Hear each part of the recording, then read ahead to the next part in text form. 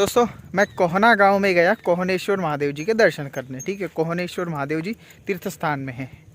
ठीक, और कोहना गांव उन्हीं कोहनेश्वर महादेव जी के नाम से ही पड़ा है, कोहना। और वहाँ पे जो राम जी की मूर्ति है वो देख के भाई साहब मुझे इतना आनंद आया। ऐसी मूर्ति मैंने कभी नहीं देखी थी और शायद नहीं देखूँगा, क्योंकि ऐसी नहीं है मूर्ति कहीं। वो बहुत यूनिक है और बहुत सालों पुरानी है, लगभग 500 साल पुरानी है। ठीक है, अब एक काम करता हूँ, कोहनेश्वर महादेव जी के बारे में बताऊँगा और नारेश्वर जी के बारे में भी बताऊँगा, लेकिन मैया नर्मदा जी के दर्शन कराते कराते। तो आप दर्शन करते करते कहानी सुनिए। ठीक है, कथा। हम पहले कोहनेश्वर महादेव जी की कथा सुनाते हैं। ओके, कोहनेश्वर महादेव जी की मतलब बहुत कम इन्फॉर्मेशन में बता देता हूँ। कोहन ऋषि का तपस्या स्थली रही। उन्होंने महादेव जी की आराधना करने के लिए, सिद्धि प्राप्त करने के लिए यहाँ पे उन्होंने अपना शिवलिंग स्थापन करके वो पूजा की। ठीक है, ये कोहना गांव में ही कोहनेश्वर है। आप अगर ढूंढते आएंगे तो ही मिलेंगे और पूछते आना पड़ेगा, नहीं तो दिक्कत हो जाएगी ना। वहीं पे वो राम मंदिर है। राम मंदिर मराठा गायकवाड़ जी के टाइम का है वो राम मंदिर। ठीक है, बहुत सुंदर है। और देखिए मैया का दर्शन भी बहुत सुंदर है ना। और वहाँ पे वो रेती चोर रेत निकाल रहे सारी। मैया जी का पात्र अभी बहुत गहरा गहरा होता जा रहा है। ठीक है, तो चलिए अब सुनाते हैं नारेश्वर जी की कहानी। तो नारेश्वर जी की कहानी सुनिए ध्यान से। भगवान शंकर जी और पार्वती जी माता नर्मदा जी के किनारे एक दिन टहलते टहलते आ गए और नर्मदा जी ने देखा उनको कि माता पिता उनके आ रहे हैं इधर। तो दिव्य स्वरूप में आके शंकर जी के पास में, पार्वती जी के पास में नर्मदा जी ने उनका पूजन किया। पूजन करने के बाद में शंकर जी बोले, बेटा क्या चाहिए आपको? फिर नर्मदा जी ने बोला कि महादेव जी जहाँ पे आपने पिताजी आपने जहाँ पे यहाँ पे कदम रखे हैं और मैंने जहाँ पे आपकी पूजा अर्चना की है वहीं पे आप रह जाइए। लोगों के कष्ट निवारण करने के लिए आप यहीं पे रह जाइए। तो तथास्तु बोला शंकर जी ने, यहीं पे रह गए फिर वो। ठीक है, और नारेश्वर जी का पहला नाम था कपर्दिकेश्वर। ठीक है, कपर्दिकेश्वर नारेश्वर का नाम था। तो कपर्दिकेश्वर जब स्थापन हुए वहाँ पे तो बहुत ये जंगल था, पूरा स्मशान भूमि थी सारी और जंगल था ये नारेश्वर जो अभी का है। तो वहाँ पे पूजा करने के लिए कोई था ही नहीं। तो शिवलिंग दबता चला गया। जब यहाँ पे मराठों का राज्य था, गायकवाड़ घराने का राज्य था, तब एक मराठा राजा के सपने में कपर्दिकेश्वर जी आए। वो बोले कि मैं वहाँ पे हूँ तो आप मुझे ढूंढिए और वहाँ पे फिर से स्थापन करिए। तो वैसे ही वो मराठा दौड़ते हुए आया और उसने वहाँ पे खनन शुरू कर दिया। खनन में जलाधारी के साथ में कपर्दिकेश्वर जी मिल गए। फिर उन्होंने यहाँ पे उनकी स्थापना करके फिर से पूजा अर्चना चालू कर दी।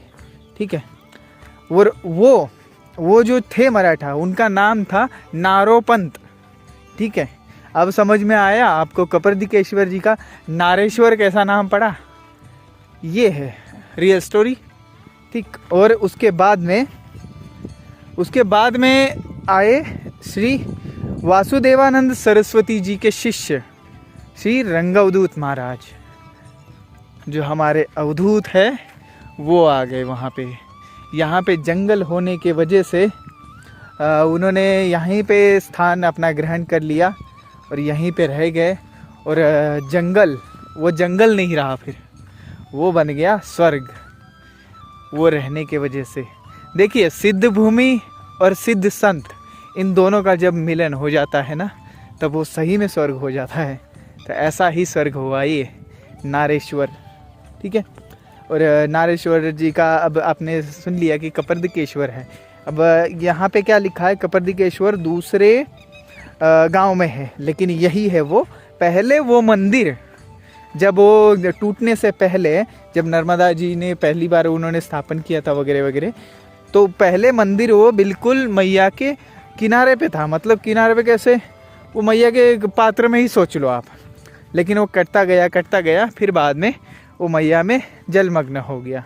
फिर उसके बाद में वो शिवलिंग नारो पंत ने निकाल के थोड़ा सा मैया से दूर स्थापन किया, तब उसका नाम नारेश्वर हो गया।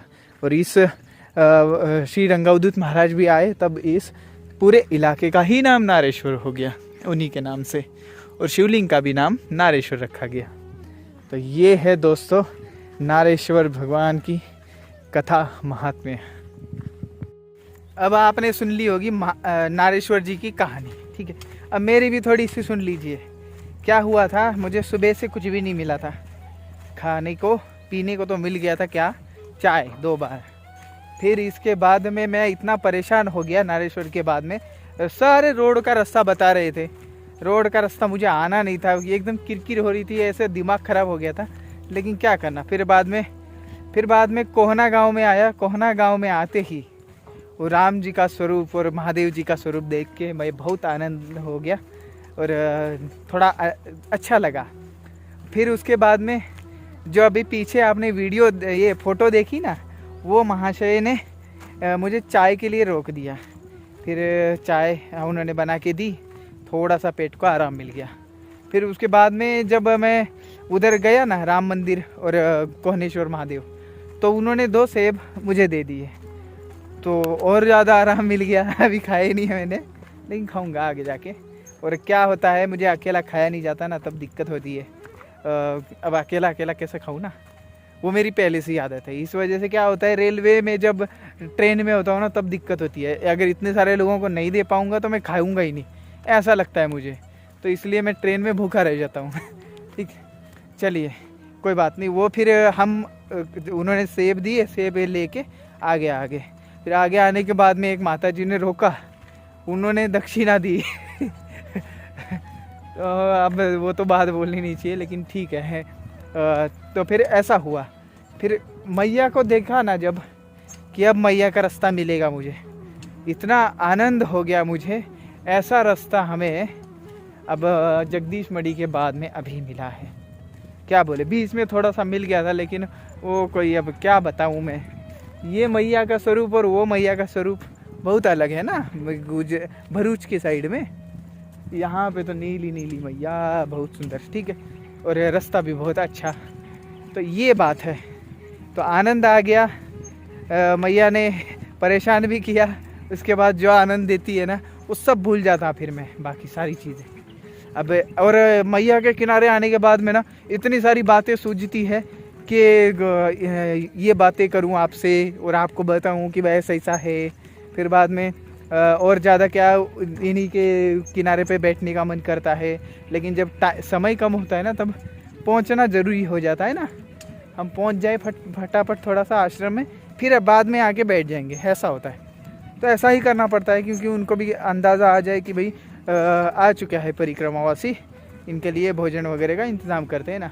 चलिए, बहुत हो गई बातें, आगे चलते हैं मैया के दर्शन करते करते। और आश्रम कुछ ही दूरी पे है, तो वहाँ से ऊपर चढ़ना है। अब हमें बकुल आश्रम है देरोली में, तो वहीं पे रुकेंगे आज रात्रि विश्राम। बहुत दिन हो गए मैया से डायरेक्ट जल लिए हुए, आज वो आनंद पूरा करेंगे, डायरेक्ट मैया का जल लेंगे। चलिए, थोड़ा सा मोबाइल रखना होगा मुझे।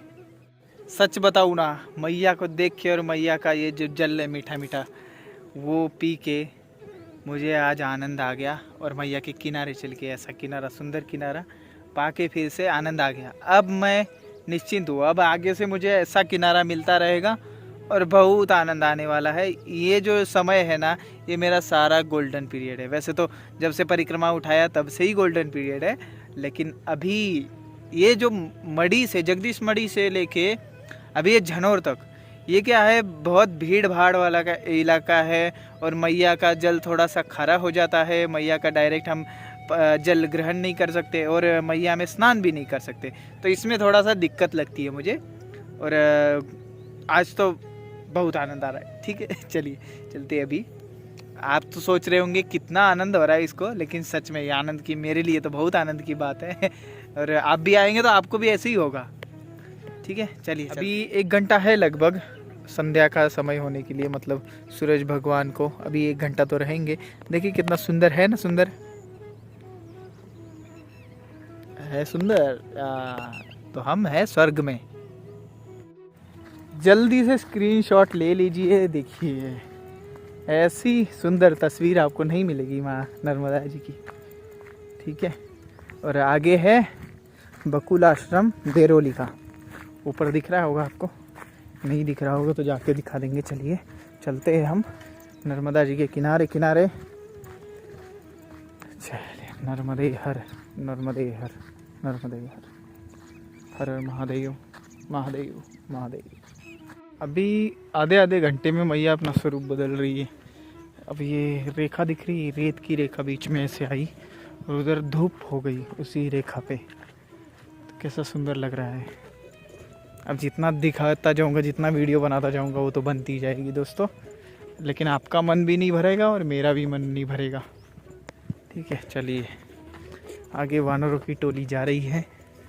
दिख रही है क्या आपको? नहीं दिख रही होगी। देखिए वो रहे। अब आगे जाके थोड़ा दिखाता हूँ, रुको।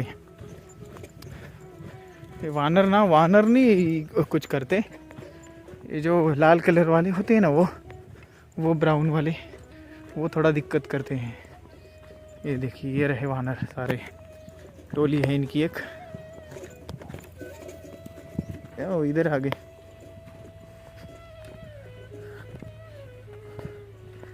ये काटे ना, इन्होंने तो पैर में बड़ा दिक्कत कर दी, लगते रहते हैं जितने। ये देखिए, ये भी काटे, ये वाले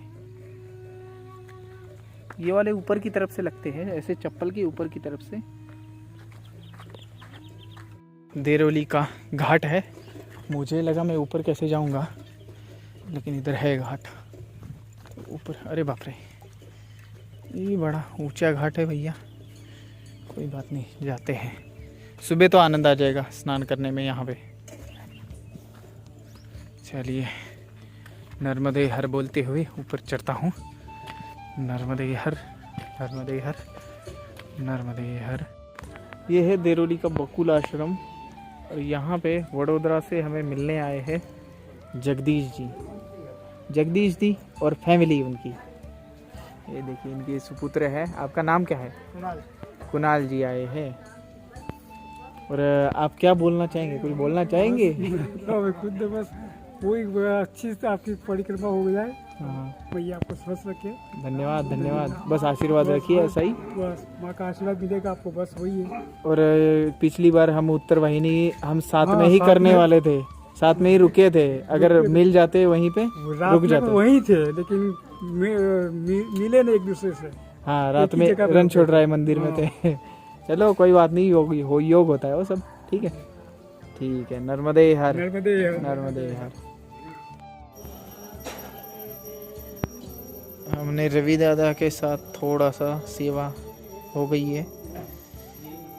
अमनिया कर दिए है आलू। ये इनका नाम क्या है? क्या नाम है? प्रिंस दुबे। प्रिंस दुबे बकुल आश्रम में रहते हैं ये, छोटे सेवाधारी। भैया नर्मदा जी के किनारे रहते हैं।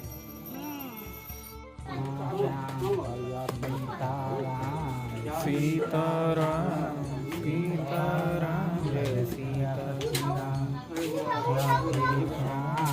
राधे श्याम राधे श्याम जय श्याम।